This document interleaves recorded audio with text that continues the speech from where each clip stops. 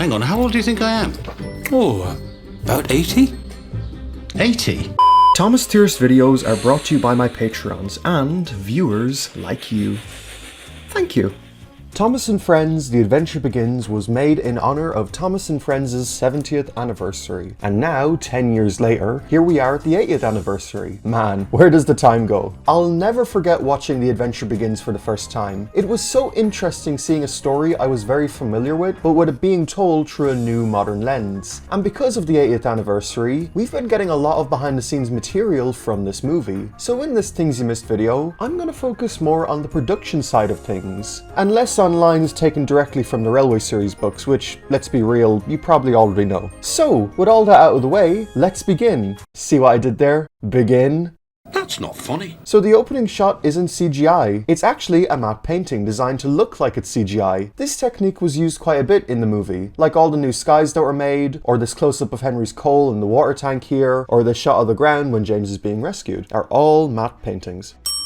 The text on the screen is white, not just at the start but at the end too, which is slightly weird since most, if not all, Thomas movies always use yellow text. In fact, I don't think there's a single one that doesn't. This stylistic change really sets apart The Adventure Begins from the other Thomas movies.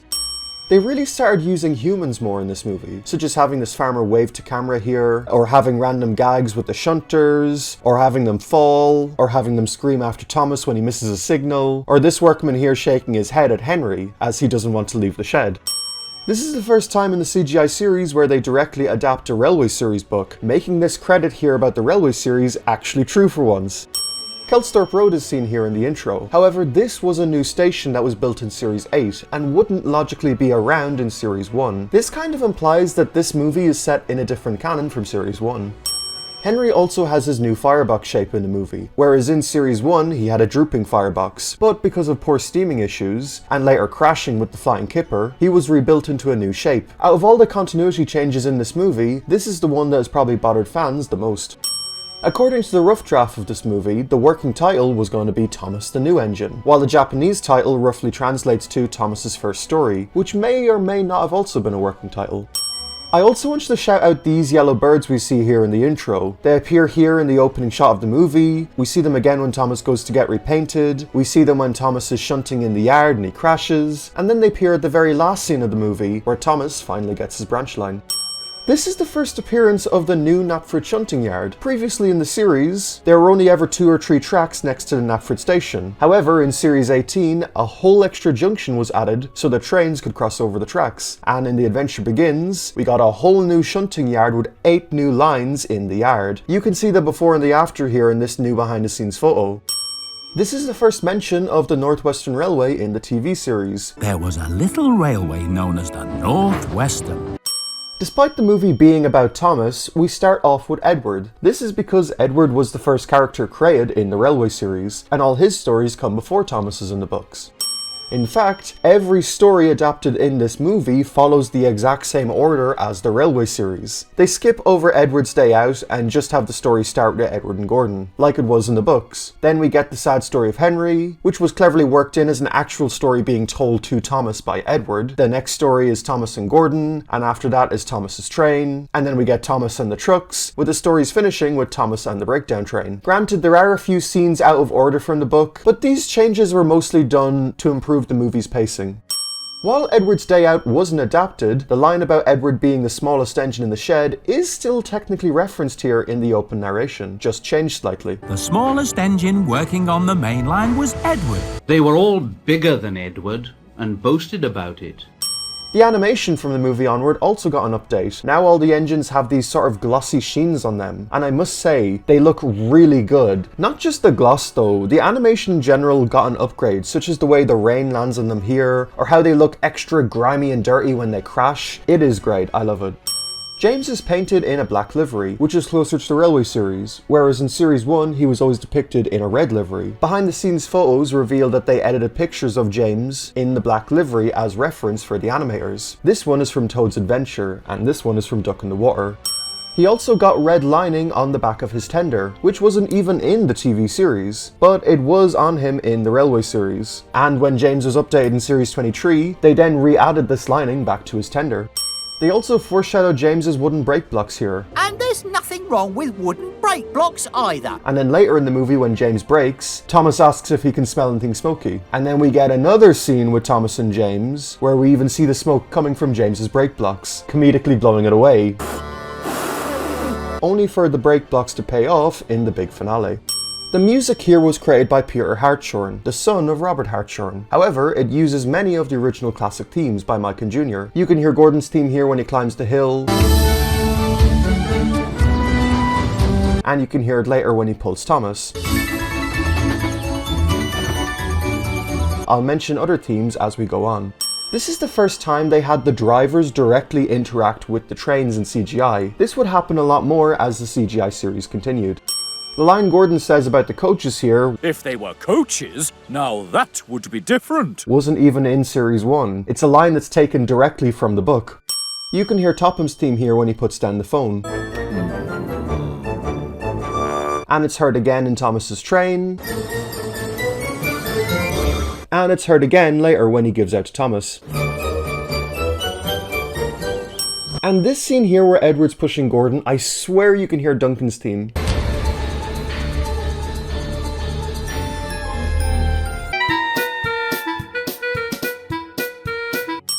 This was the first time Thomas was shown with a different livery in the TV series. The LBSC on his side stands for London and Brighton South Coast Railway, which was the place where the real E2 tank engines worked. He even mentions Brighton as well. Brighton, on the mainland. He also has the number 70 on his side, which is a fictional number and was a reference to the anniversary year. The real E2s had numbers between 100 and 109, but only the last 5 had the extended side tanks like Thomas. The green livery is also fictional, and it was inspired by the colours of the original wooden Thomas that the Reverend made for his son, Christopher Audrey. Thomas's theme is also heard here when he's first introduced. In fact, you hear it many times throughout the film, like in the steamworks scene here, when he's getting painted, or when he's just shunting in the yard, when he passes by the signal box, or at the very end of the movie when he returns home. In the original storyboards, the camera was meant to whip around from Thomas's back and reveal his face at the front. There's also a producer's note that says switch the order in which Thomas's dome and funnel are listed. This change was done for the sake of screen direction, so that when the narrator is listing Thomas's parts, they actually correlate with what's happening on screen. But for many years, fans just thought that they had gotten the order wrong. The line of Thomas saying he was big enough to do his work on the mainland was also added in after the rough draft, as you can see a producer's note here. Gordon's laugh here, for example, is a new pickup line. Thomas's line about pulling coaches to James was a new pickup line, as was his line about Edward. Henry's line here was to be more cowardly. I really love how much they cared about these little details and these little pickups. It's great. In the UK dub, James calls him the Fat Controller, before Edward quickly corrects him saying Sir Topham Hatt. And here comes the Sir Topham Hatt. But in the US dub, this joke is just removed, because he can't say fat on American TV apparently. In the really useful engine sequence, you can actually see Salty here pulling these trucks in the background. It's very hard to spot, but he is there. When Thomas stops at the platform here, you can actually see him making eye contact with a little girl. It's so sweet how she waves at Thomas. We also see a little girl wave at Thomas later when he's passing through Wellsworth, though it seems to be a different girl. Thomas has a lot of parallels here to a new character, Philip, from Series 19. Both are new shunters in Knapford Yard, both of them spook Gordon and wake him up, both of them run into the junction and nearly crash into another train. I love how Philip basically became a parallel to Thomas in The Adventure Begins. I love how the movie also really puts focus on Edward and Thomas's dynamic. It's so sweet how Edward takes Thomas under his wing. Edward is almost like the second main character of this movie, and honestly their dynamic in the movie is the best it's ever been in the CGI series. Because Thomas has a lower buffer beam, this means the animators always have to adjust the trucks down for when he's shunting in the yard, and once you notice it, you can never unnotice it. Tidmouth Sheds has 7 berths, rather than the 6 seen in Series 1. This again kinda retcons the hit era, where the extra berth was added in Calling All Engines. Thomas says he wants to see the world. But I want to see the world. I want to see the world! Off to see the world now, Thomas! And he does actually get to do that in a later movie, Big World, Big Adventures. I've always wanted to see the world. Henry's character was changed quite a bit in the movie. You see, around this point in the show, the crew were still trying to push Henry's worrisome character, like in Lost Treasure or in Series 19. So when adapting the sad story of Henry, they literally made him scared of the rain, while in the books, Henry was just being selfish. Of course, after the fan backlash on Henry, it seems the show rectified this by giving Henry 2 stories in Series 20, where he was no longer characterized as being a scaredy engine. Poor old Henry. Henry's theme is also heard here. We even hear a sad version of his theme as well. And this theme reappears in pretty much all of the Henry scenes in the movie. This is the third time in the TV series where Henry being in the tunnel is shown. We got to see it in Series 1, we got to see it in Blue Mountain Mystery, and we got to see it here. However, notice how the tunnel is raised here in CGI. You see, when filming Magic Railroad, they had to raise up Henry's tunnel so that it could fit the Diesel 10 prop underneath it. And so when Henry's tunnel was translated into CGI, the tunnel was slightly raised. However, in Blue Mountain Mystery, they actually rectified this by lowering it, but in The Adventure Begins, they just didn't do that. The engine who tries to push Henry out of the tunnel is James, which is a reference to the book. Originally, Audrey also intended for this to be James pushing Henry out, but when some boys wrote to Audrey, asking why James is red instead of being black, Audrey retconned this by saying it was a different engine. Smartly, in The Adventure Begins, they just used James in his black livery. The Steamworks is also shown in the movie, again retconning the works from the classic series, implying that the Steamworks has always been around. Much like Tidmouth Sheds or Knapford Yard, these are changes and retcons that I'm personally okay with. The pink undercoat Thomas receives is a reference to the Series 13 episode Tickle Pink, where James receives his pink undercoat. All of the ahs and ohs that Thomas says in this scene were pickup lines, although interestingly some of them weren't even used in the final film. Thomas also regains his bunker lining. You see, for some reason Thomas lost his bunker lining after Series 3's Trust Thomas, and the lining remained off him for the rest of the series, right up until The Adventure Begins, where the lining was given back. The shot of the lamp was originally meant to reflect the workman, but in the final it was changed. Personally, I like how it looks in the final animation. In the previs shot of the yard here, you can actually see an express brake coach all by itself, but in the final animation it was just removed. Thomas arriving after all the other engines come to Sodor is completely different from the Railway series lore. In the Railway series, Thomas and Edward were the first engines to arrive on Sodor, but this has changed in the movie. Since James is 5 and Thomas is the newest, surely that would make Thomas number 6, right? Well, because Glyn was the number 1, but he was presumably taken out of service, I guess that's why they gave Thomas the number 1, and this is even reinforced by Glyn here at the end of the movie. Wear that number with pride. Thomas's character is a lot more softer in The Adventure Begins compared to the Railway series. In the originals, Thomas was a cheeky little prick, and his development in the books and the show happened gradually over time. But since this is a movie, that gradual change that Thomas has, and even that edge that his old character had, is sort of missing in the movie. He is still cheeky, of course, but he's a much softer character. You can hear the busy theme here with Gordon and James.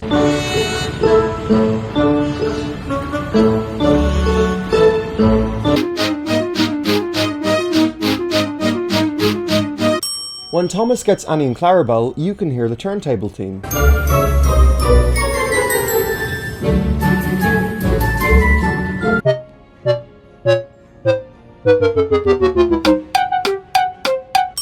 I love how every main character in this movie gets their own introduction. Gordon's reveal is this huge impressive shot, while Edward's is slow and intimate. James's intro disturbs everyone. Topham's intro is him being bothered by that telephone. Thomas gets this cool slow reveal. Even Annie and Clarabelle and Judy and Jerome and Glyn all kind of get their own intros. In the previs, originally there were trucks next to the express coaches, but in the final shot, extra express coaches are added, presumably to make it less confusing for the audience that Thomas is going to collect express coaches. The storyboards for this scene was very different. There's a panning shot that actually started out in Knapford Station, while in the final it's just in the yard. There's this super weird coal loading truck. It's super weird and it kind of reminds me of that one from Calling All Engines. I've no idea what they were going for here. There's also these two guys holding bricks and even a guy running away after a chicken. James's line, "Here's James," Here's James! is a reference to The Shining. Here's Johnny! Although interestingly, this line would go on to be James's catchphrase in the CGI series. Here's James! Ow! Also, James's theme can be heard in the background here.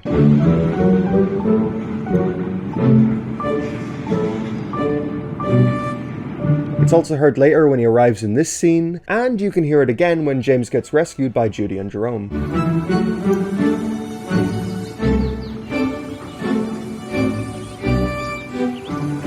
This movie also implies that James was going to run Thomas's branch line, but after the crash, it was then given to Thomas. But I guess James doesn't care because he got his red paint. Judy and Jerome are the first appearance of the breakdown train in CGI. They're designed after the ones seen in the Railway series and the ones seen in the Model series, but with faces and name tags so that they can have merchable toys. According to their concept art, they were going to have wider faces. And you can even see James in this concept art too. That's pretty cool. Judy and Jerome's faces were also loosely based on Matt Lucas and Rebel Wilson's faces. This is such an interesting duo to base their faces on. Henry mentioning a problem with his boiler. I think there's something wrong with my boiler. And Thomas mentioning about his firebox. Maybe your firebox needs warming up. Maybe subtle foreshadowing from getting rebuilt. Though this is very ironic, considering Henry already is in his new shape, but whatever. Now, despite not using Edward's theme to represent him in the movie, his theme was used throughout the Thomas's train sequence.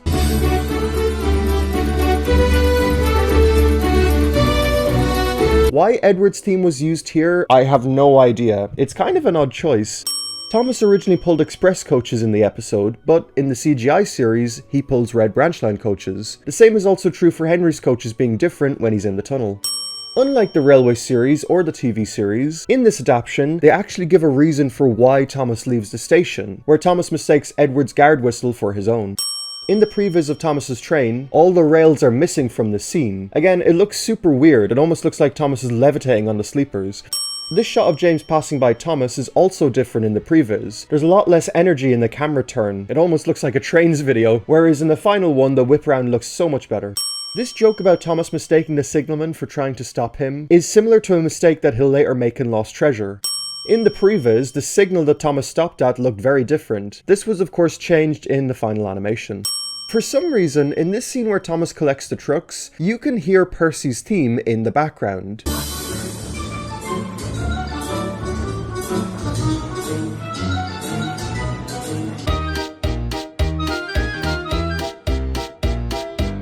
It was also heard when Thomas was shunting Gordon's express coaches for him.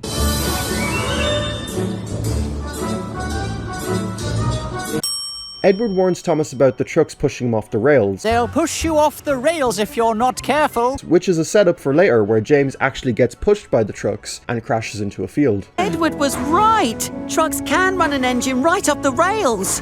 Also, unlike the story, Edward is actually blamed for letting Thomas take the train, unlike the books. They didn't just adapt the story, they actually improved it in some regards. This scene with Thomas trying to help Henry out of the shed was never in the books. And I think it highlights the difference between classic Thomas and CGI Thomas, where CGI Thomas is much softer and kinder and less of a jerk. This whole scene is so powerful. Despite Henry feeling out of character, I'm really glad that Thomas got to interact with him. When James becomes a runaway with the trucks, you can actually hear the classic series runaway theme in the background.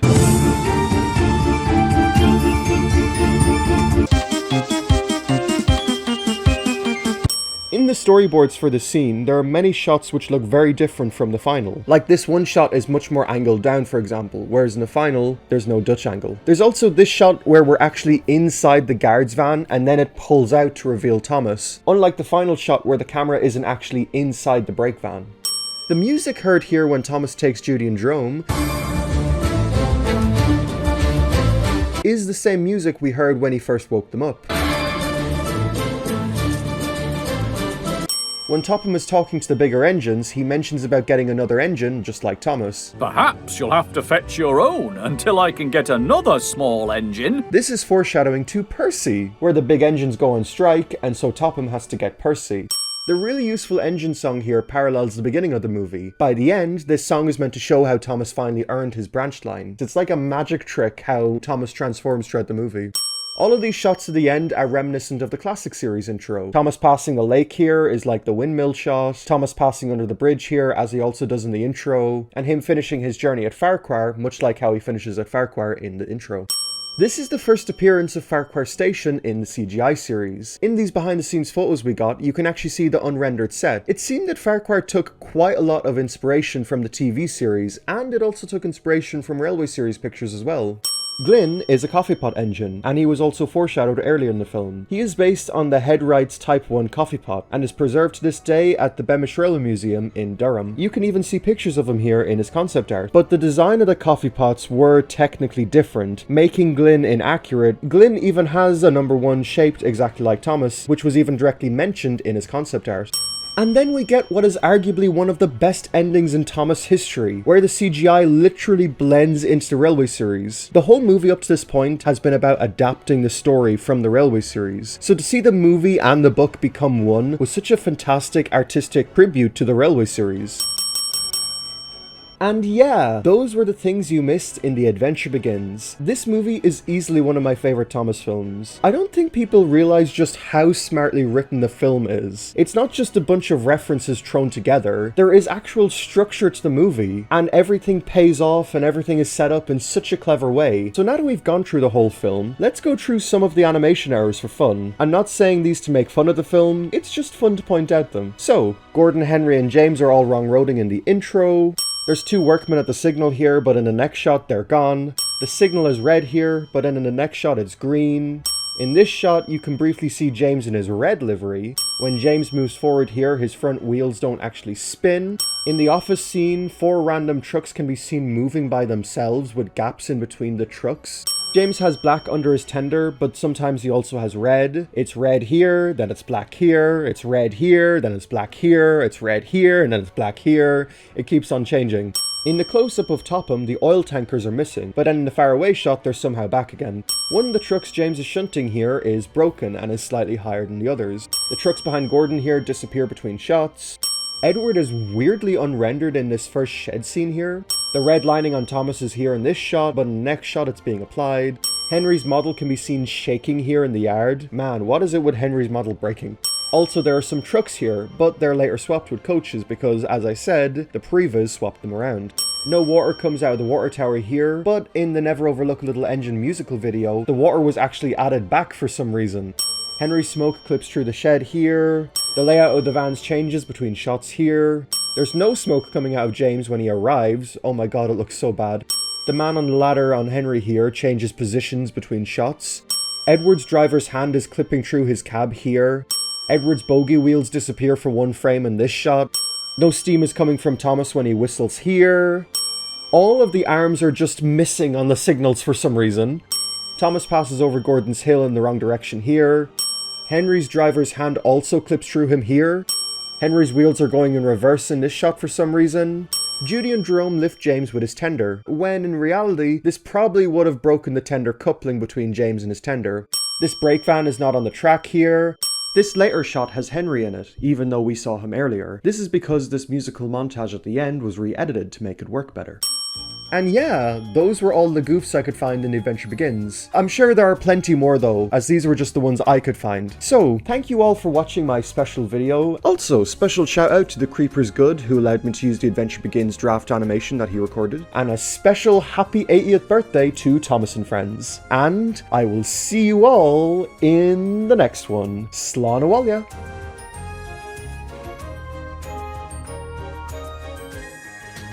Hey Arnold, do you know who was the first character created in the Railway series? Edward!